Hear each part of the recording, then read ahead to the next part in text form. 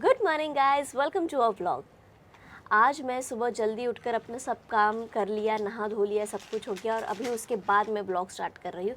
तो लेट हो गया है आज व्लॉग करने में। तो ये देखिए जियो क्या कर रही है।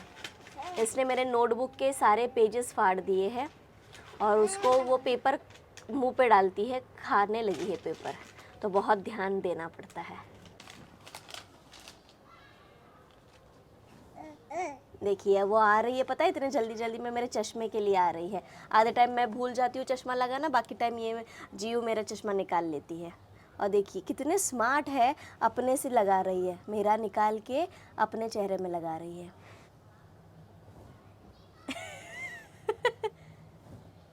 जियो तुमको पहनना है चश्मा? ओ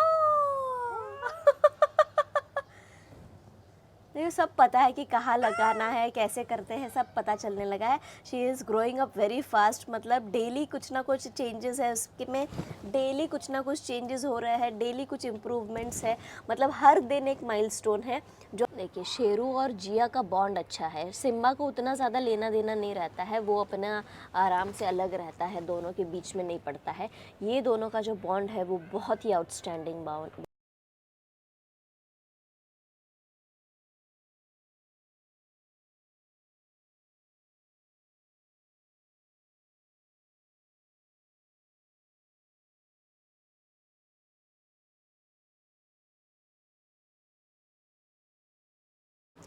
मैंने रिसेंट में एक व्हाट्सएप में मैसेज पढ़ा जिसमें लिखा हुआ था कि उनको जो अपना डॉग है उसको अडॉप्शन में देना है, क्योंकि अब उनके घर में बच्चा आ गया है और वो बच्चा और पेट दोनों को साथ में मैनेज नहीं कर पा रहे हैं। ज़्यादा गलत है और you are going to regret this decision for the rest of your life.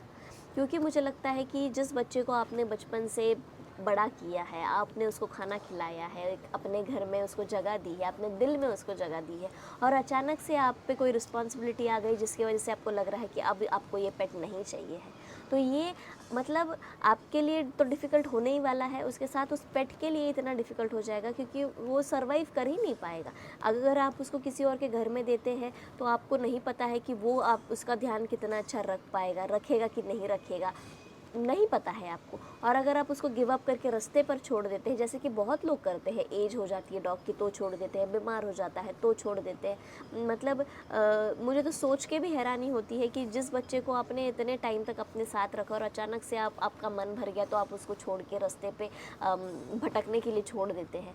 तो मुझे लगता है कि उन पपीज़ को, जैसे अभी फॉर एग्जांपल जैसे स्ट्रीट के पपीज़ होते हैं, तो वो बचपन से उनको पता रहता है कि खाना ढूंढने के लिए जाना पड़ता है, खाना ढूंढ के खाना होता है, उनको पता रहता है, तो वो सर्वाइव कर जाते हैं।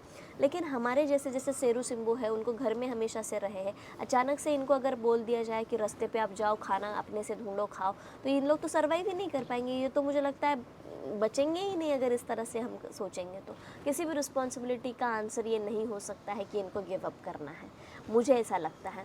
और बहुत ज़्यादा गलत डिसीजन है। और मैं सिम्बू शेरू को मतलब इतने छोटे से थे तब से मैंने उनको संभाला है, तो मेरे लिए तो वो अपने बच्चों से कम नहीं है। जितना प्यार मैं जीव से करती हूँ उतना ही प्यार मैं इन दोनों से करती हूँ। जितनी चीज़ें मैं जीव के लिए करती हूँ उससे ज़्यादा ही मैंने अभी तक उनके लिए किया है।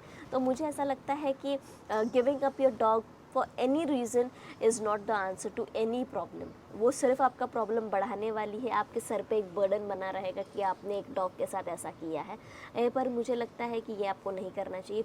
डॉग और बच्चे को संभालना आसान बात नहीं है, ये बहुत कम लोग कर सकते हैं, और हम कर रहे हैं तो हम ये बोल सकते हैं कि ये पॉसिबल है।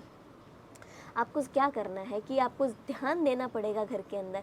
बच्चा जब छोटा है तब तक तो ठीक है, लेकिन जब बच्चा क्रॉल करने लगता है, चलने लगता है, तब एक्चुअल प्रॉब्लम जो है वो स्टार्ट होती है। और हमने क्या किया कि हम पूरा जो मतलब हम सुबह का जो टाइम होता है जब जीव सोकर उठती है, उतने वहाँ तक, उस टाइम तक हम सिम्बू शेरू को पूरे घर में घूमने देते हैं। और जब जीव उठ मतलब सो के उठ जाती है 10-11 बजे के बाद का जो टाइम है, वहाँ से लेकर के दोपहर तक दोपहर के 4 बजे तक हम ऐसा करते हैं कि सिम्बू शेरू को एक कमरे में रख देते हैं जब वो उनके सोने का टाइम होता है, और उस टाइम में जीव जो है वो पूरे घर में खेल सकती है विदाउट एनी टेंशन कि सिम्बा शेरू का धक्का लग जाएगा या नाखून लग जाएगा या कुछ भी एक्सीडेंटली कोई चोट उसको पहुँचे। तो हम इस तरह से पूरे दिन का करते हैं। सुबह टाइम में जीव एक रूम पे रहती है, उसको बाहर हम नहीं जाने देते, और बाकी जो 4 बजे तक का जो टाइम होता है उस टाइम में है सिम्बू शेरू को बाहर नहीं आने दिया जाता है, उस समय वो रेस्ट करते हैं। उसके बाद मैं लेकर जाती हूँ घूमने के लिए, तो 5-6 तब तक बच जाते हैं, और 1-1.5 घंटे का टाइम होता है। उसके बाद जीव के सोने का फिर से टाइम हो जाता है। तो हम इस तरह से मतलब रोटेशन में दोनों को बाहर रखते हैं। यूजुअली ऐसा नहीं होता है कि पूरा दिन बच्चा भी बाहर है और डॉग्स भी बाहर है, ऐसा नहीं होता है, क्योंकि हम ये समझते हैं कि इंटेंशनली तो ये दोनों कुछ नहीं करेंगे, मुझे पता है, क्योंकि इनको मैंने बड़ा किया है, इनको मैंने ट्रेन किया है, मुझे उतना कॉन्फिडेंस दोनों बच्चों पर है। लेकिन एक्सीडेंटली कभी कभी हो जाता है कि जल्दी जल्दी के चलने में चक्कर में, या बेल बज जाए तो तुरंत वो भागने के चक्कर में नाखून लग सकता है या धक्का लग सकता है, जिसकी वजह से जीव को चोट आ सकती है। तो इस कंडीशन में हम लोग बहुत ध्यान रखते हैं। और हम जब सिम्बा शेरू और जीव दोनों लोग अगर रूम से बाहर है, उनके साथ हमेशा कोई ना कोई एक बड़ा सुपरविज़न में रहता ही रहता है। ऐसा कभी नहीं हुआ है आज तक, और ना आगे होगा कि बच्चा और सिम्बा शेरू अकेले है यहाँ पर और कोई नहीं है। ऐसा आपको करना ही नहीं है, हमेशा अंडर सुपरविज़न ही आपका बच्चा होना चाहिए। तो इस तरह से हम लोग मैनेज करते हैं अपने घर में। तो जिन लोगों का भी को लगता है कि यार डॉग्स और पेट्स को मैनेज नहीं कर सकते, तो ऐसा नहीं है। आपको कोशिश करनी है, और कोशिश मतलब आपको सिर्फ अलर्ट रहना है, ध्यान देना है, और सब कुछ बढ़िया हो सकता है। और सबसे बढ़िया बात मैं आपको बताऊं कि अगर आपके घर में पेट है और बच्चा है, तो मुझे लगता है आपका जो बच्चा है ना, उसको किसी और दोस्त की ज़रूरत नहीं पड़ेगी, किसी की ज़रूरत नहीं पड़ेगी उसको, क्योंकि उसके साथ खेलने के लिए उसके भाई होंगे या बहन होगी, जो भी उसके साथ खेलने के लिए हमेशा वो पपी रहेगा, डॉग रहेगा। उसको ज़रूरत नहीं पड़ेगी बाहर जाने की, या और बहुत सारी चीज़ें सीखने के लिए मिलती है। डॉग से आप बहुत चीज़ें सीख सकते हैं। मतलब सेल्फलेसली जो चीज़ें वो करता है अपने लिए, वो बच्चा बहुत जल्दी कैच करता है। और बच्चे को भी जब उसके काम दिए जाते हैं कि उनको खाना खिलाओ, उनको पानी पिलाओ, तो बच्चा भी थोड़ा सा इंडिपेंडेंट हो जाता है, और उसको एक रिस्पॉन्सिबिलिटी वाली फीलिंग आती है कि मैं इनको फीड कर रहा हूँ या मैं इनको पानी दे रहा हूँ। तो there are lots of things which can be learn from each other. So I think it is very important to maintain this balance between the child and the pet. और हमारे केस में ऐसा था कि हमको ये लग रहा था कि हम टाइम मैनेजमेंट कैसे करेंगे और क्लेanलीनेस को मेंटेन कैसे करेंगे। तो टाइम मैनेजमेंट तो आज तक हमारा सही नहीं हो पाया है, क्योंकि टाइम सही में नहीं मिल पाता है।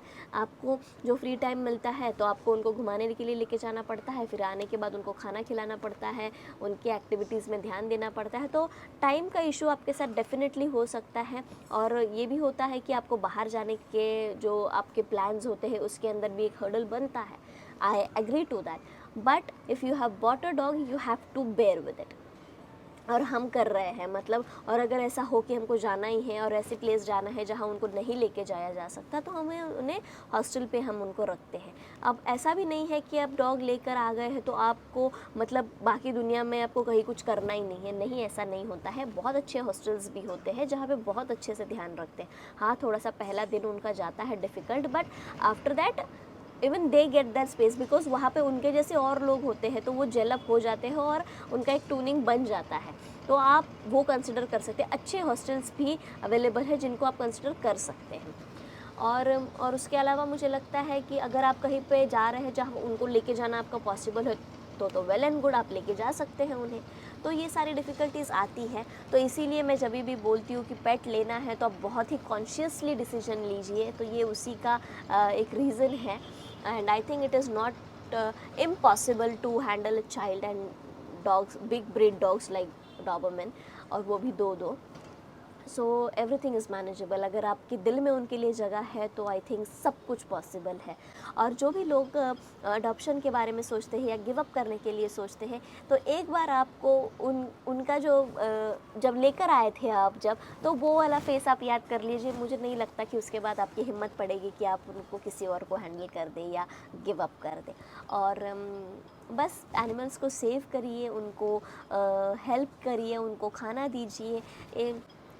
That's what I was wanting to से।